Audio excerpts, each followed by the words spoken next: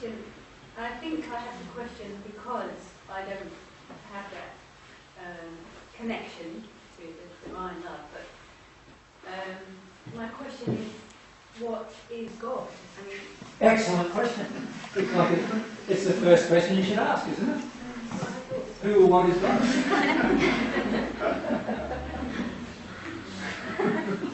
Do you see that it is the most important question? And again, I have talked about this question. I think on the internet, I've got a 2-hour presentation on the internet about that. It was given in Melbourne, wasn't it? It was in Melbourne, Australia, sometime last year. May? Was it last year? And a person in the audience asked exactly that question, and so I have a 2-hour discussion about that being a very, very important question. And briefly,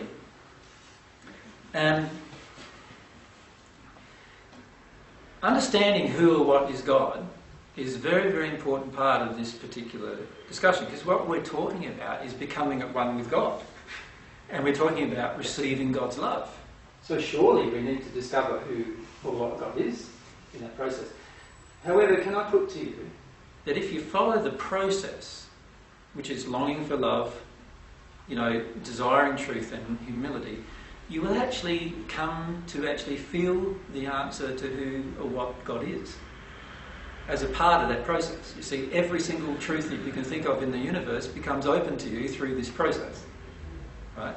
So, just as a brief answer, rather than answering who or what God is, what I'm saying to you is that if you follow the process, you will actually be shown by God who God is. And you won't have to ask, AJ, what's God? And you won't have to ask, I don't agree with AJ's explanation. Let's go and ask, Deepak Chopra, who, what God is. And you'll get all these different answers, which are all bombarding you. But if you actually connect to God, then God will answer you who or what God is, and God will actually even display her qualities to you through this emotional interaction that you can have with God. And so you get a complete satisfaction of the knowledge of God herself. You will feel God's qualities. The more and more you receive God's love, you will feel those qualities.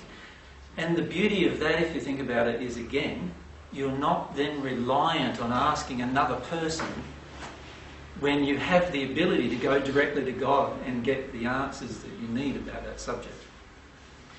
The only problem with what I'm describing is this. It's going to take time. A whole lot of precious time. It's going to take patience and time to do it right now. Love it, son. And so what's going to happen is through this process, you're going to have to be patient with yourself in particular. And you can see this is a bit of a problem, because in the world today, we are so used to receiving everything on tap. I get it as soon as I want it. You imagine making bread 200 years ago? Today it's like wander down the street, nearest corner store, chuck over a few pounds. Maybe, is it, how many pounds for a loaf of bread generally? One and a half, whatever. Get your loaf of bread, wander off home, cut her up, eat it. And in that process, we don't really appreciate what went into it, do we? You go back 200 years ago, what would you have to have done? Well, you first have to plant the seeds, get them to grow, harvest them, thresh them, husk them, pound them, put all the ingredients together, mix it all up, cook it. Now, who's going to appreciate the bread more, do you think? Wait for it to rise. Wait for it to rise. I put to you that the person who did all of that work is going to appreciate the end result far more than the person who just went down the shop, handed over a few bucks. Yep. Now, it's the same with our spiritual development. You see, if we get given everything on a platter, and this is a basic thing about God that we need to understand, if we get given everything on a platter without us having to have any personal effort involved, or any personal development involved, then in the end we wouldn't appreciate what we just got, because we don't. But when we've had to work through different emotional injuries, different aspects of truth, different belief systems, and we come to actually know the truth inside of ourselves because we've received it from God and received that love, now we appreciate our relationship with God. We appreciate how precious it is, how wonderful it is, and how powerful it is. We appreciate how it affects every area of our life. And that's the beauty of what God's created about this relationship, is that if we have patience and we go through this process that God's designed for us to go through, we not only come to fully discover ourselves, we partially discover God, because to discover God fully takes even further development, over thousands, if not maybe millions of years before we know God even better. But we understand huge amounts of truth, God's truth, divine truth, in this process that's never ending. And we have so much joy in the process of discovery.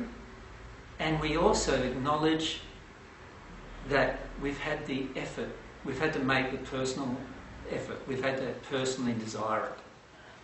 And that's very, very powerful. You will never forget it once you do that.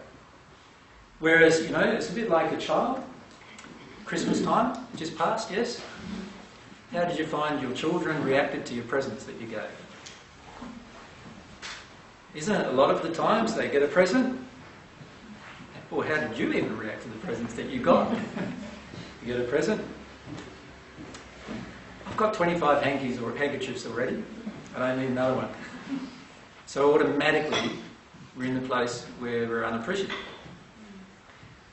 And the beauty of us having to go through effort in our desire for God and our relationship with God is that we will eventually get to a place where we're completely appreciative of that relationship. We won't be like a person who's received a gift at Christmas only to discard it or even wipe their bottom with it the next day. And that's beautiful, I feel.